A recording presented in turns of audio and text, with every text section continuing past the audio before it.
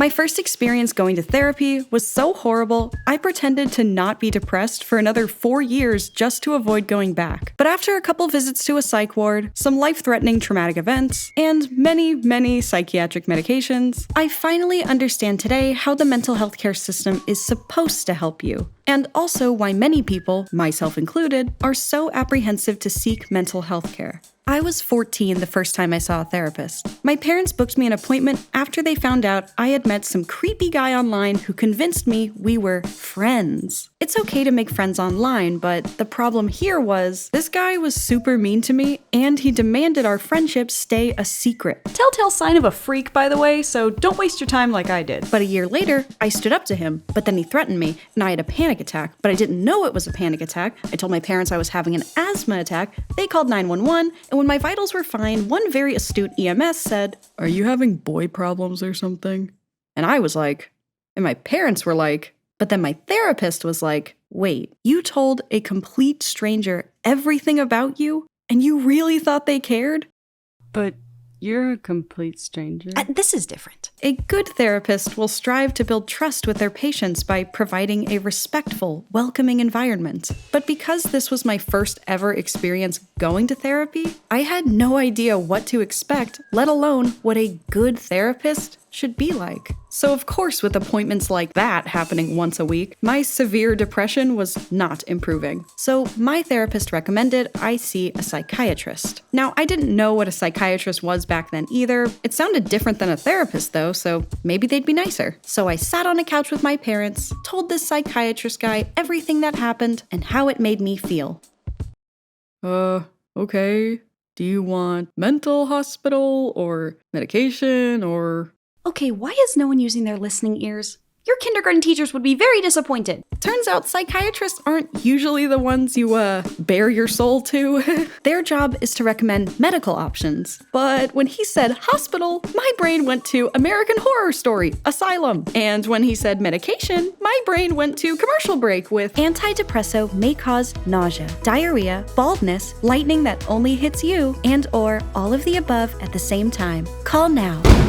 So I was freaking out. It sounded like these two options were my only options. And I didn't come here to play Would You Rather with Dr. Evil. So I told him, I don't want medication or a hospital. I just want someone to listen to me and help me. But because I was a minor, he turned to my parents to decide what to do. And just like me, this was their first time dealing with the mental health care system too. And they had no idea how unkind my therapist was behind closed doors. So just to be safe, I would be prescribed an antidepressant medication and I would be involuntarily admitted to a mental hospital. Psychiatrists recommend these inpatient psychiatric programs to those they feel are at risk of harming themselves or others. But looking back, I was not a danger to myself or others. I wanted to talk to someone about the horrible things that guy put me through, and I wasn't against other treatment options like art therapy or depression support groups. God, I wish there was some mental health care professional who could have recommended me a... Wait,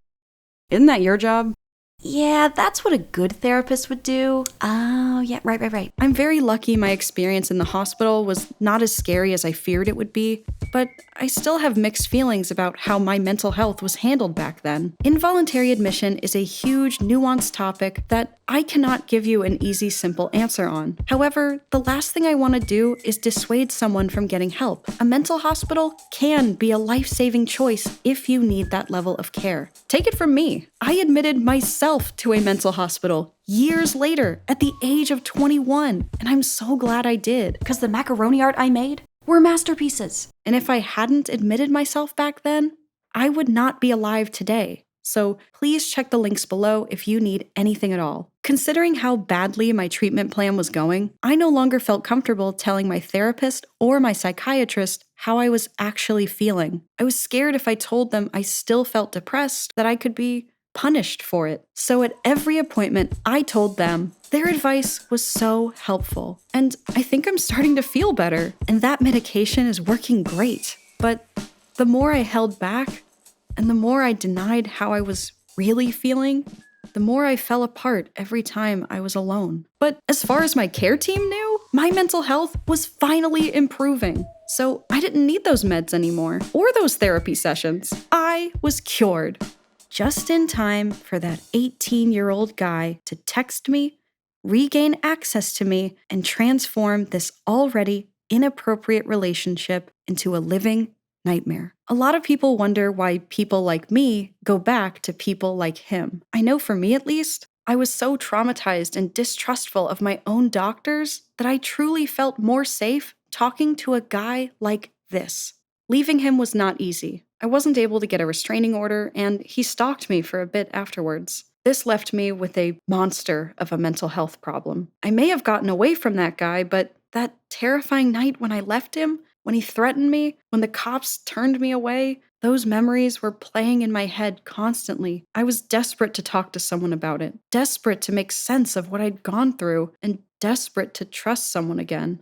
So, although I was scared of what could happen, I went online and found a therapist near me.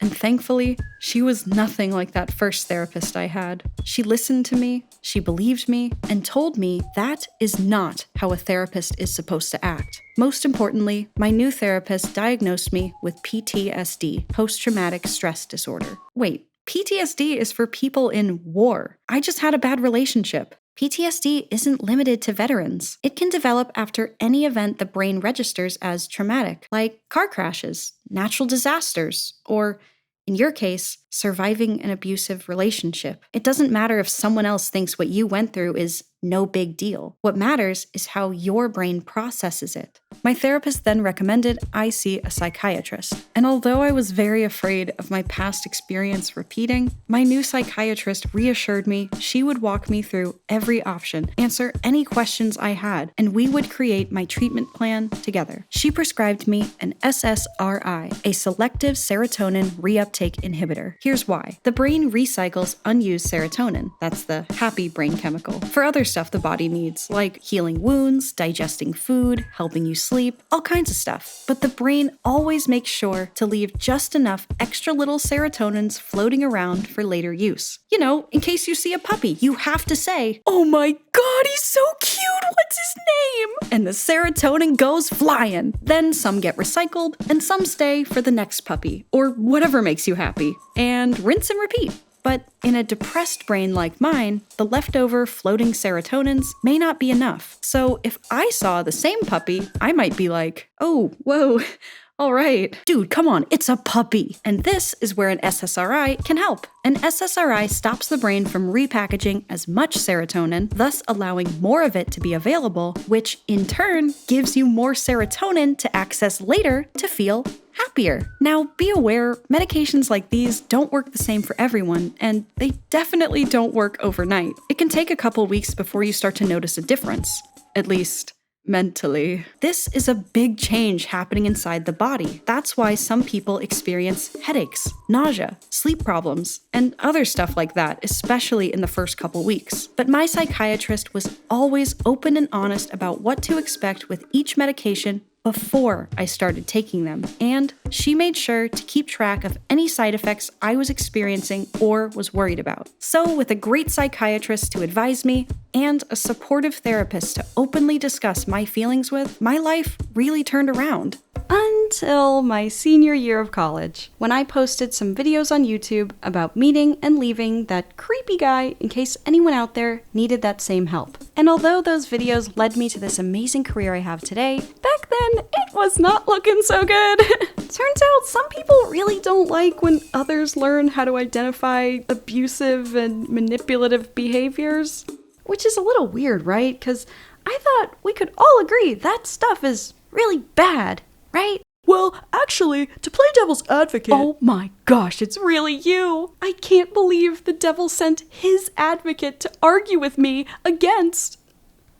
saving children from predators? No, it sounds bad, but... Ew, stranger danger! I can look back and laugh at these clowns now, but back then, it was not easy to deal with. Random people online, as well as some fellow content creators, were doubtful of my story, and they made their opinions about me very loud and clear. Anyone who's ever opened up about their dangerous exes knows it's impossible to defend yourself against people like that. and it can lead you to some pretty dark and lonely places. Becoming a YouTuber was supposed to be a time of celebration, but my depression was worse than ever, and I felt so guilty that I wasn't happy.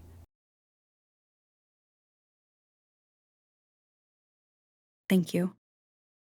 After a few months, things finally died down. It took admitting myself to a hospital, some good advice from my therapist, and a new medication from my psychiatrist, but I was finally able to settle back into a good life, surrounded by great people I could trust. I still struggle with balancing being a role model, but not holding myself to unachievable standards of perfection that would drive a human insane. Because I've got a great therapist who believes in me. I know it's easier said than done, but please don't give up. Good therapists, good programs, and good communities are out there ready to give you the support you need in ways that are accessible, affordable, and effective. So please check the links below for any help you might need. If I can do it, so can you.